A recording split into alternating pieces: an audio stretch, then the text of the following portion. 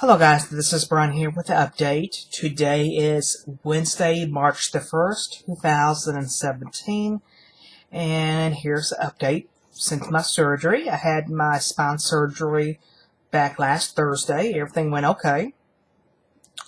And I'll show you what they gave me to take home to help me to recover. I'm walking okay. I'm walking without the walker the last 2 days, and I've been using the cane. Today, I mostly used the cane. Well, I went out to eat with my family, and it felt good to get out of the house, believe it or not. I've been stuck in the house since last Thursday. I used the cane to go inside the restaurant and came back out.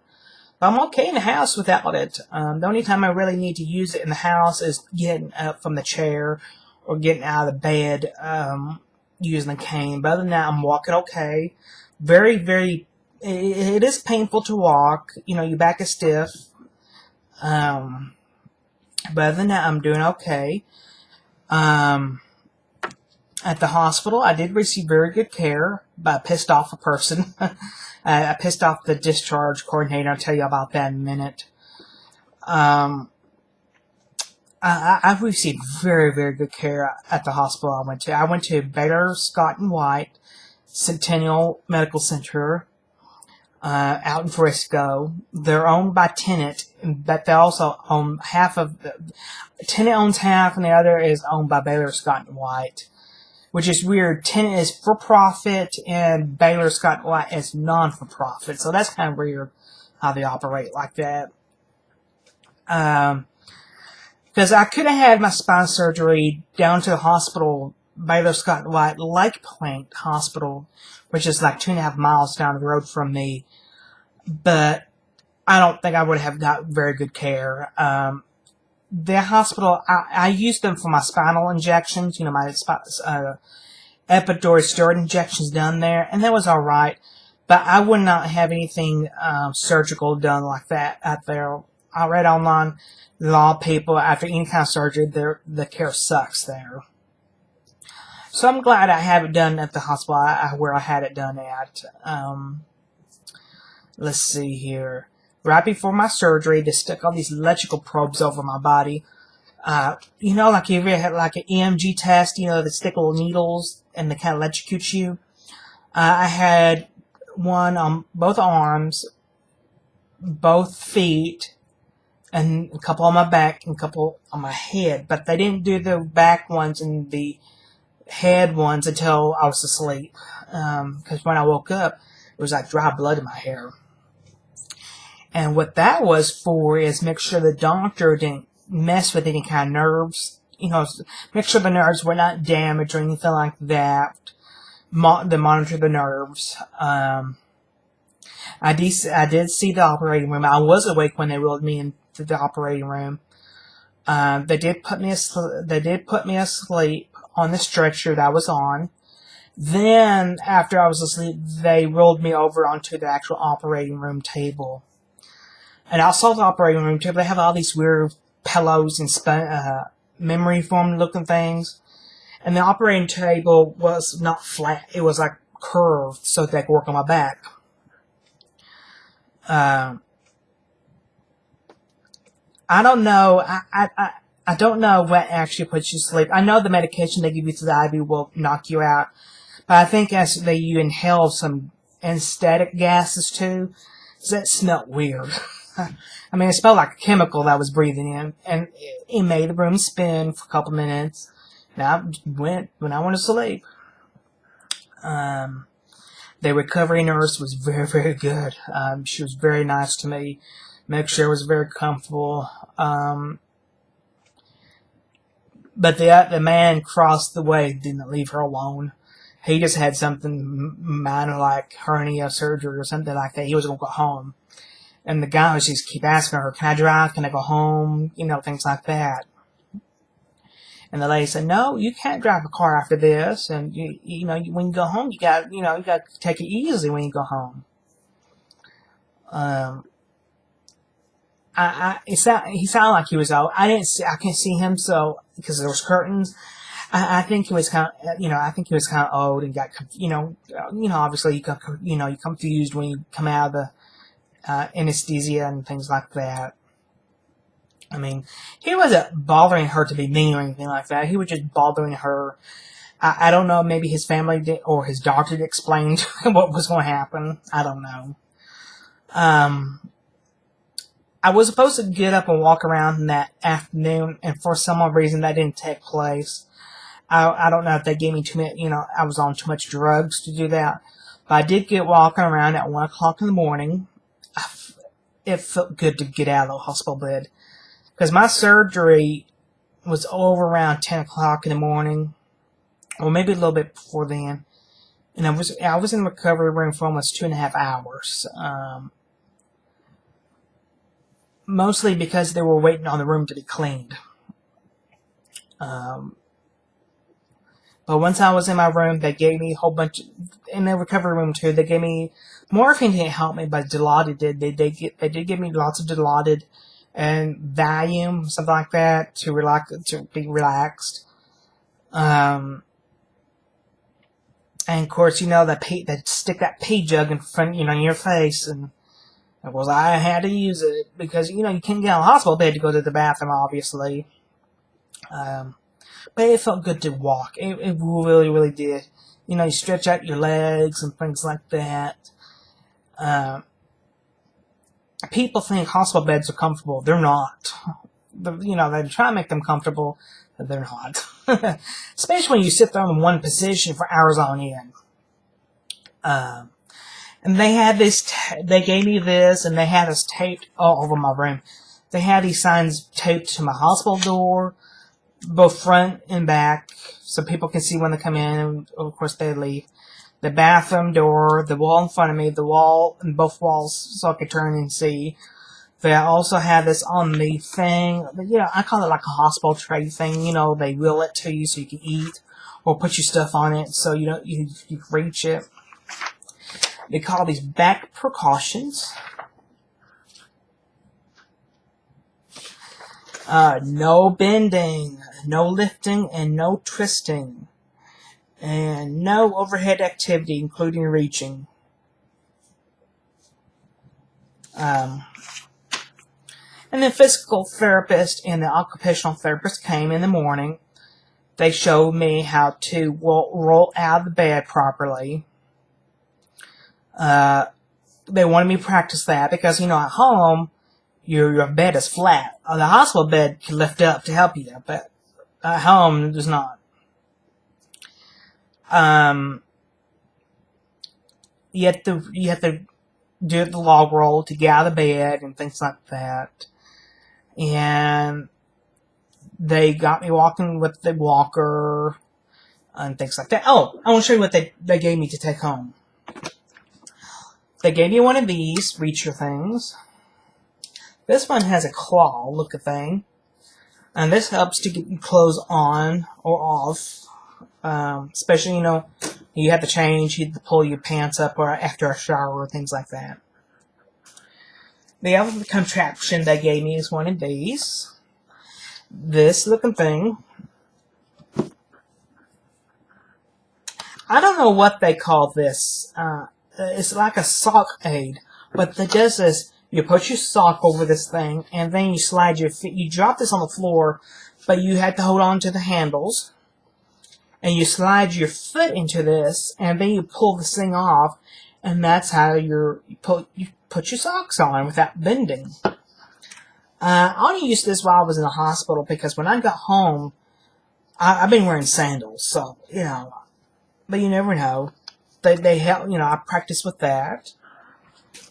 What else? Shoehorn. Long ass shoehorn to put shoes on. And I've been wearing sandals. But this helps to get your, what they said is, tie your shoes while they're off. But don't tie them too tight. And when you put your shoes on, you slide your foot in, and this helps your heel to go in the shoe. So that did help when I was in the hospital to practice that. What else? They have me on Vicodin and Flexeril right now. I'm kind of tapering off with that, except when I have to take a shower or if I have to leave. Taking a shower, you do have to move a lot. So right now, I'm using a cane, one of these canes here. And I'm walking okay without it today, actually. I went out to eat with my family for lunch, and it felt good to get out of the house. It really did. Because I was getting crazy in here, you know. Tired, you know, you get bored after a while and things like that.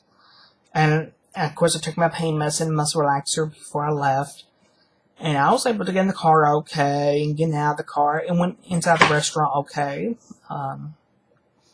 The last 2 days, I've been ringing off the walker. I'm able to walk without it. After surgery, you can't, but each day gets better. I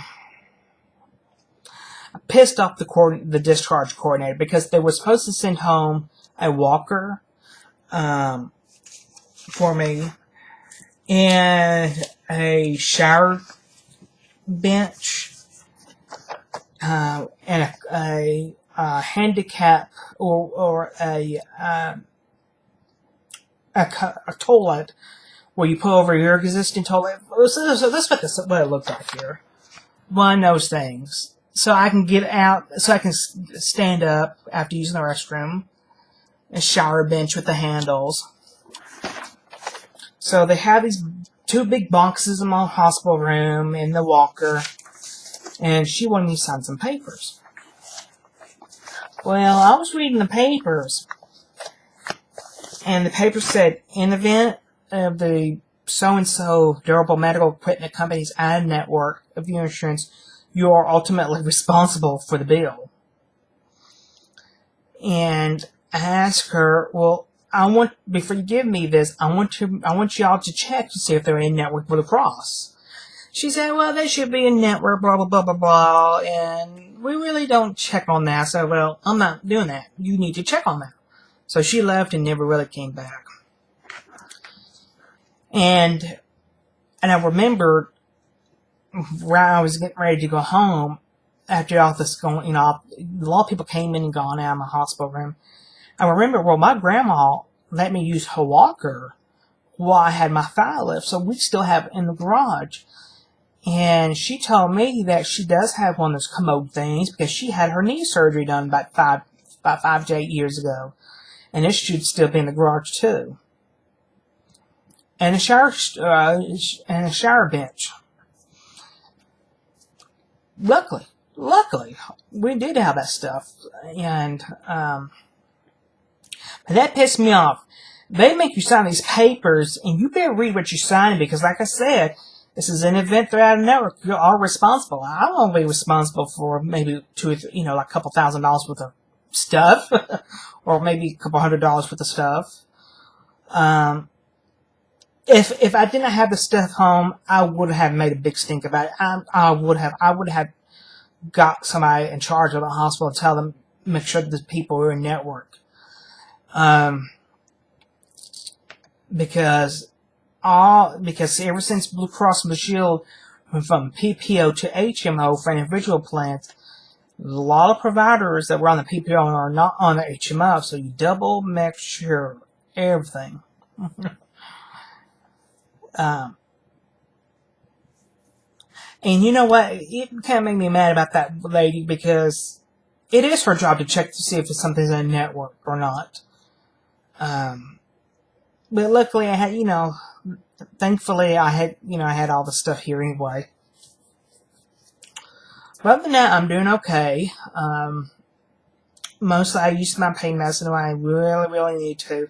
I'm not on a strict schedule like I was when I came home. Mostly if I have to get out, which is usually today, or when I get in the shower, or if I start to hurt a lot, that's when I take my pain medicine. They also removed, I didn't know until I woke up, I had a drain tube. They removed that before I went home on that Friday.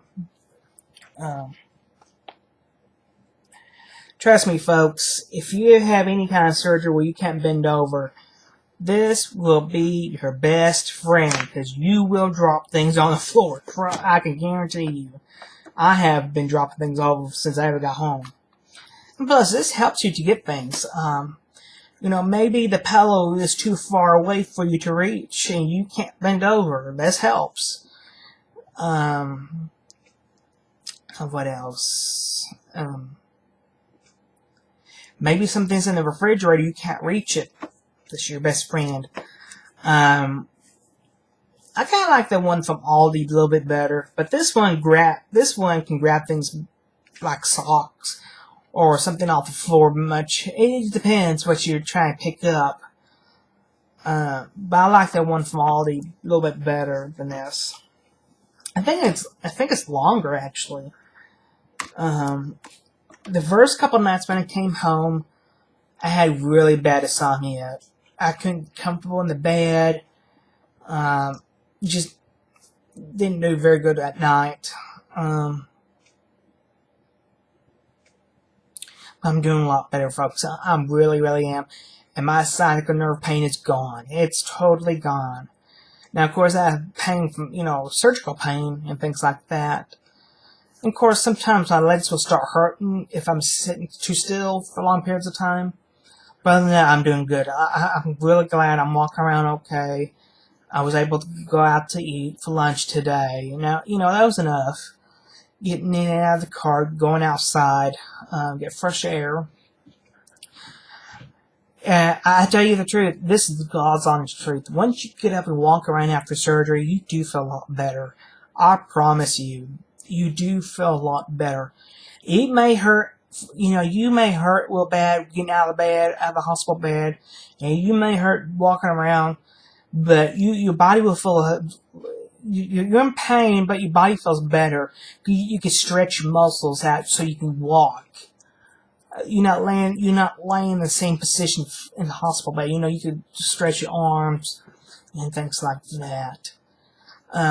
If you have any questions, comments, please post them below. I'd love to hear from you. I'm going to reply to your comments later on today or tomorrow. I'm very thankful for your prayers and thoughts that did lift my spirits up after surgery. And I'll talk to you later.